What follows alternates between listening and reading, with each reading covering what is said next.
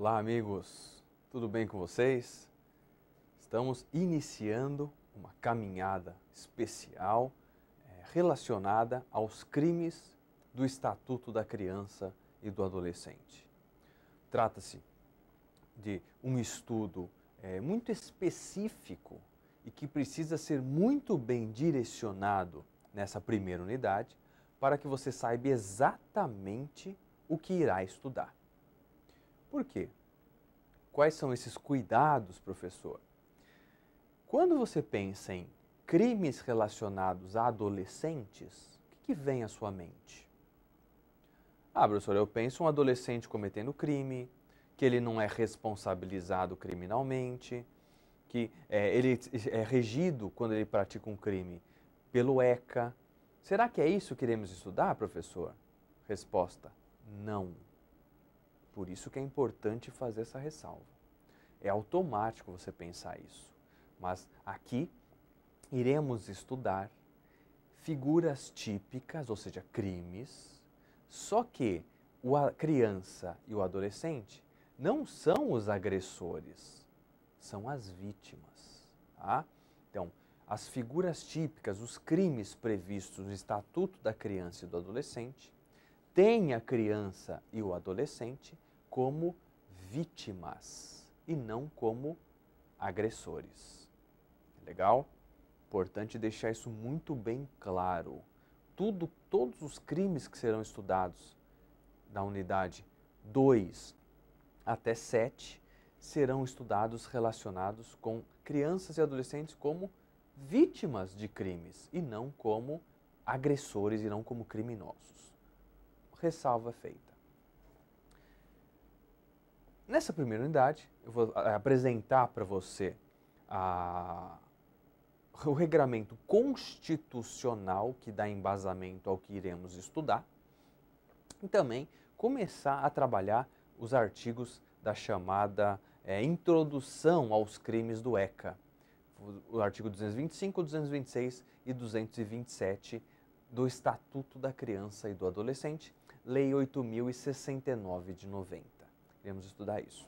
Mas antes de chegar ao ECA, a lei especial, vamos trabalhar um pouquinho a questão constitucional, que por coincidência também está no 227 da Constituição da República. Então vamos lá. Artigo 227 da Constituição da República Federativa do Brasil. É dever da família, da sociedade e do Estado, assegurar à criança, ao adolescente e ao jovem, com absoluta prioridade, direito à vida, saúde, alimentação, educação, lazer, profissionalização, cultura, dignidade, respeito, liberdade, convivência familiar e comunitária. Aqui é importante. Além de colocá-los a salvo de toda forma de negligência, discriminação, exploração, violência, crueldade ou opressão. Então, a parte final do 227 da Constituição da República já nos dá um norte de o Constituinte de 88 deu um seguinte recado para o Estado, para a família e para a sociedade.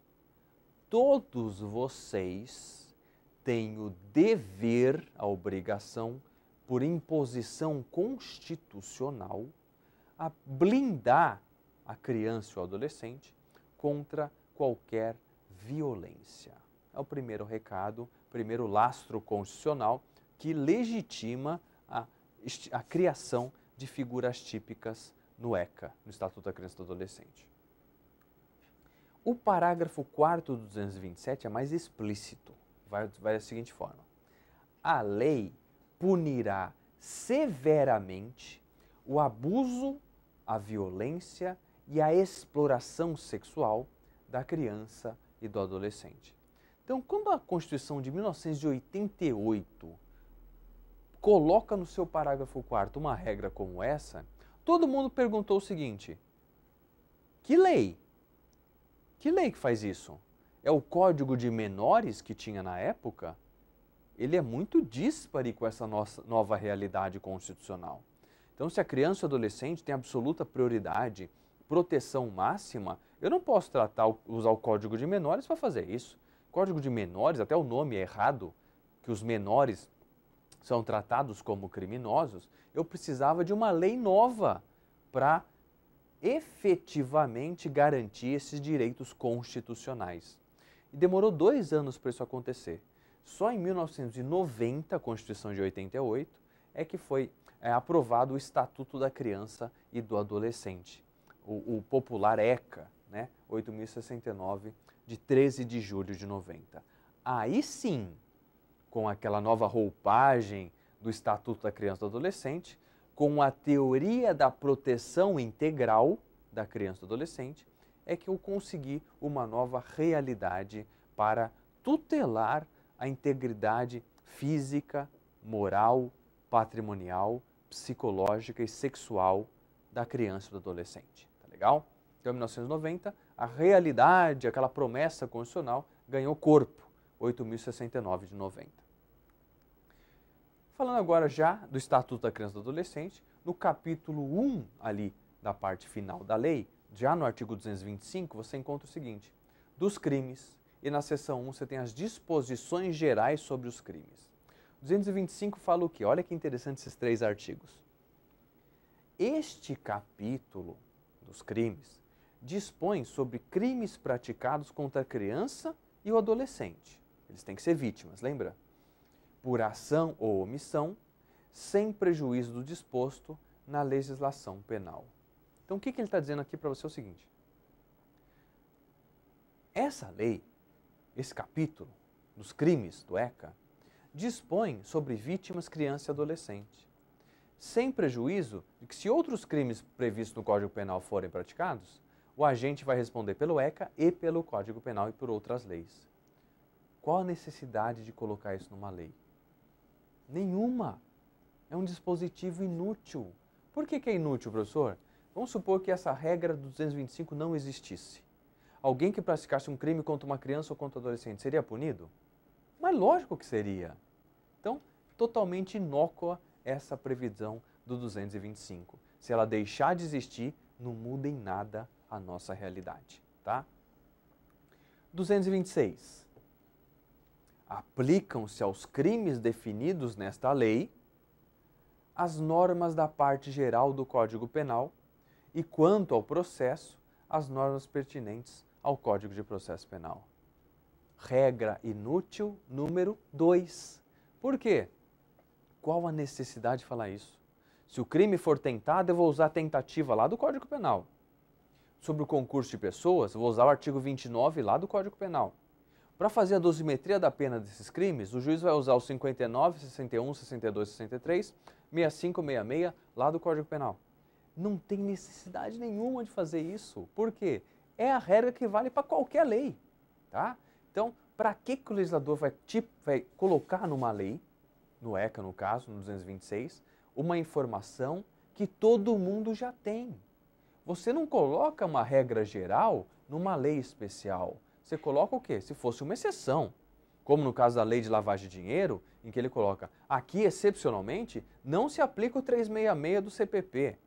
Isso é uma regra excepcional. Aí se tem que colocar ela expressa. Agora, colocar regra geral em lei especial é perda de tempo, tá? Então, mais um dispositivo inútil.